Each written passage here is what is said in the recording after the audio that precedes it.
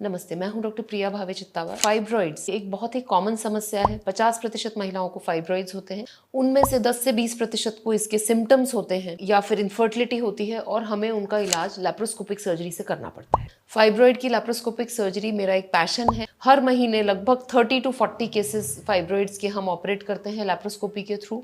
और आज इस वीडियो के माध्यम से मैं आपको वो पूरा जर्नी दिखाऊंगी कि कैसे पेशेंट एडमिट होता है, सर्जरी कैसे होती है, मैं ऑपरेशन रूम के अंदर के नज़ारे आपको दिखाऊंगी और ऑपरेशन के बाद में पोस्ट ऑपरेटिव रिकवरी कैसे होगी, क्या प्रिकॉशंस होंगे, ये पूरे विस्तार से मैं इस वीडियो के माध्यम से आपको दिखाऊंगी।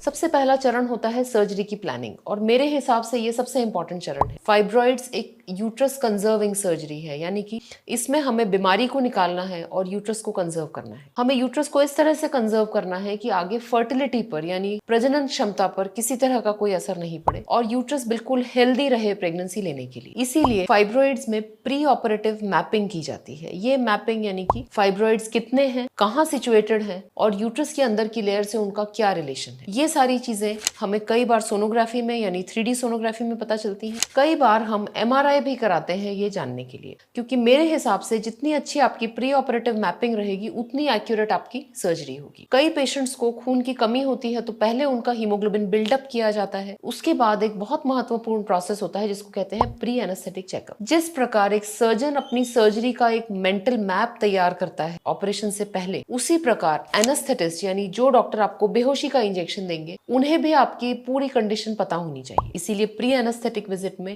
आपके जो भी एलर्जीज हैं, जो भी आपके मेडिकल इश्यूज हैं, जो भी आपने दवाइयां ली हैं, वो आपको खुल के डॉक्टर को बताना है, जिससे वो एक बहुत अच्छा एनेस्थीसिया आपके लिए प्लान कर सके, जिससे आपकी सर्जरी सेफली हो जाए। सर्जरी के एक दिन पहले जनरली हम पेशेंट्स को एडमिट करते हैं और सर्जरी के 6 घंटे पहले आपको फास्टिंग रहना होता है, यानी आप कुछ भी खाना पीना ले नहीं सकते, पानी भी नहीं पी सकते। जब आप ऑपरेटिंग रूम में दाखिल होते हैं तो सबसे पहले डॉक्टर आपके सारे डिटेल्स वापस से रीचेक करते हैं। आपका एक शॉर्ट प्री एनेस्थीसिया असेसमेंट फिर से किया जाता है। इसके बाद आपको एनेस्थीसिया के इंजेक्शंस दिए जाते हैं और आपकी सर्जरी जो है वो शुरू कर दी जाती है। सर्जरी में पहला चरण होता है जिसमें हम एक टेलीस्कोप को पेट के अंदर डालते हैं। ये जो टेलीस्कोप है इससे हमें पूरा जो यूट्रस और फाइब्रॉइड्स है वो मैग्नीफाई होकर एक बहुत बड़ी स्क्रीन पर दिखता है। मैं जो पर्सनली यूज करती हूँ वो सबसे एडवांस सिस्टम रूबीना 4K यानी कि 4K डेफिनेशन वाला जो रूबीना सिस्टम है, जिसका स्क्रीन काफी बड़ा होता है, उसमें मुझे बहुत अच्छा मैग्निफिकेशन मिलता है, बहुत अच्छा डिफ्रेंसिएशन मिलता है फाइब्रॉइड और नॉर्मल यूट्रस के बीच में,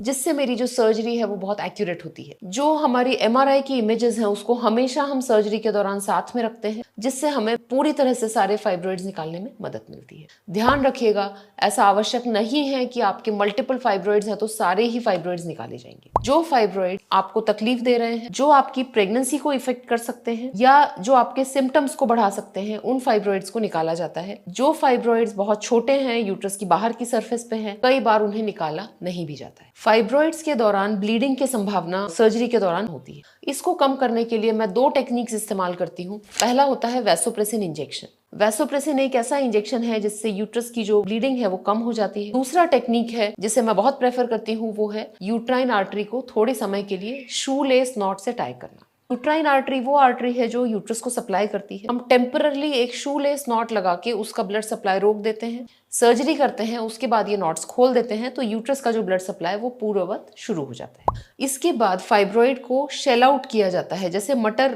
को हम बीज से निकालते हैं उसी तरह इसे इन्यूक्लिएशन से यूट्रस से निकाल दिया जाता है और जो जगह बची है उसको हम स्टिच कर देते हैं। ये पूरे स्टिचिंग भी जो है, जिसको लैप्रोस्कोपिक सूचरिंग कहते हैं, ये दूरबीन के द्वारा की जाती है। कुल आपको 4 जगह पे निशान आता है। 2 10 मिलीमीटर के चीरे होते हैं और 2 5 मिलीमीटर के। इन चीरों पे कोई स्टिचेस नहीं लगाए जाते, नॉर्मल बैंडेड लगाया जाता है और एनेस्थीसिया रिवर्स करके आपको 1 घंटे तक पोस्ट ऑपरेटिव रूम में रखा जाता है। जब आपका blood pressure, pulse, urine output बिल्कुल स्टेबल हो जाता है, आप कॉन्शियस हो जाते हैं, तो वापस आप अपने परिवार के पास वार्ड में जा सकते हैं। ऑपरेशन के 6 घंटे के बाद आपको पानी और लिक्विड शुरू कर दिए जाते हैं और उसके तुरंत बाद आप सॉफ्ट सॉलिड्स यानी कि दलिया और खिचड़ी खाना शुरू कर सकते हैं। अगले दिन सुबह आपकी सारी नलियां, आपके सारे ड्रिप्स निकाल दिए जाएंगे और आप नॉर्मल खान पान चालू कर सकते हैं। ये जो रिकवरी की टाइम लाइन है ये किसी किसी पेशेंट में आगे पीछे भी हो सकती है, उनकी सर्जरी के और उनकी कंडीशन के हिसाब से। जो मैं आपको बता रही हूँ वो एक जनरल गाइडलाइन है जो 80% पेशेंट्स में फॉलो होती है। डिस्चार्ज जो है वो 24 से 48 घंटे के बाद किया जाएगा।